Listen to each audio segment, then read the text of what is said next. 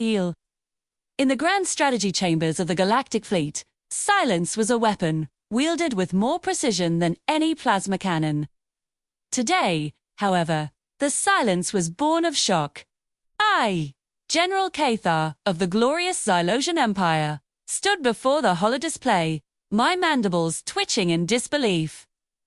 Before me, Ambassador Thorn of the Terran Confederacy stood with a calm that bordered on unnerving. The display showed the smoldering ruins of a Xylosian colony on Cygnus X1.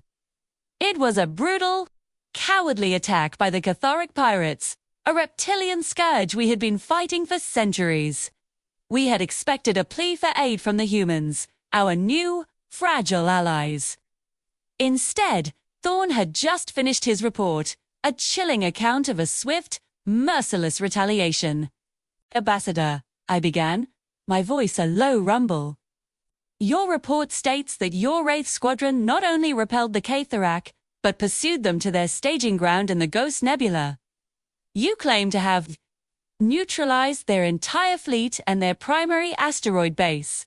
That is correct, General Sean replied, his face impassive. It was impossible. The Ghost Nebula was a graveyard of ships, a navigational nightmare that even our most seasoned pilots avoided. To not only navigate it, but to stage a full-scale assault was beyond comprehension. Ambassador Thorn, I said, trying to maintain a diplomatic tone. The Catharak are ruthless, but they are not fools, Seg. They would have had extensive orbital defenses, planetary shields, and a fleet at least 3 times the size of your reported squadron. They did, Thorn said simply. Our ships are efficient. Efficient was not the word. Annihilated was more fitting. The data stream showed not just destruction, but systematic dismantlement. The pirates' capital ship was cored out from the inside. Their fighters were vaporized before they could even launch. It was a level of strategic violence that was both beautiful and terrifying.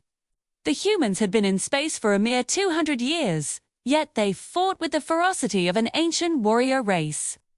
There is one detail in your report, Ambassador.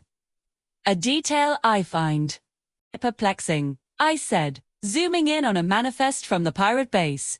It lists live cargo. Various species, taken for their slave markets. Standard, despicable Catharic practice. But there's a particular entry here. It lists 50 Terran young. Human children, Genra. They took human children. A chill went down my carapace, a feeling I hadn't experienced since my first battle. I looked at the images of the obliterated base again. The sheer, overwhelming force. The complete lack of mercy. The impossible tactics. It all suddenly clicked into place. I faltered, my voice barely a whisper. Did they ... Did they take human children before your attack? Yes, Genrong. That's what triggered the response. We have protocols for many things, diplomatic incidents, resource disputes, even acts of war. But there is one protocol that supersedes all others. We call it the Amber Protocol. Amber Protocol. I asked, my 3 hearts pounding a syncopated rhythm of dread.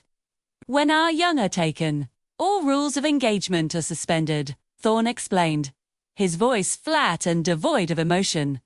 All diplomatic considerations are nullified. The chain of command is simplified to one objective: the safe return of the children and the permanent removal of the threat. The Wraith Squadron that you saw was not operating under standard military directives. We were operating under the Amber Protocol. He gestured to the holodisplay. What you see is not a battle, General. It's a hunt.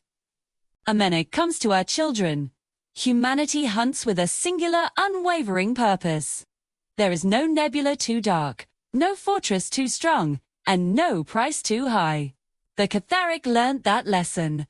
We hope the rest of the galaxy takes note. I looked from the cold fury in Thorn's eyes to the ghostly remnants of the pirate fleet. The Xylosian Empire had fought the Catharic for 500 years, A long, bloody stalemate. The humans had ended them in a single, brutal night. All because they had made one fatal mistake. They had taken the children. I realized then that we were not allied with a young, naive species. We were allied with a sleeping giant. And the galaxy had just heard its alarm clock. I cleared my throat, composing myself. Ambassador Dodot. Please extend our deepest gratitude to your forces. Your efficiency has done the galaxy a great service. We will, General. We're just glad we got our kids back. He turned to leave, but paused at the door. Oh, and General, we have a saying on Earth. Don't poke the bear. You should teach it to your enemies. It might save them. Heat. He then walked out, leaving me in the silence, which now felt less like a weapon and more like a warning. The message was clear. Do not touch humanity's children. Thank you for watching. Be sure to like and subscribe for more stories from the cosmic frontier.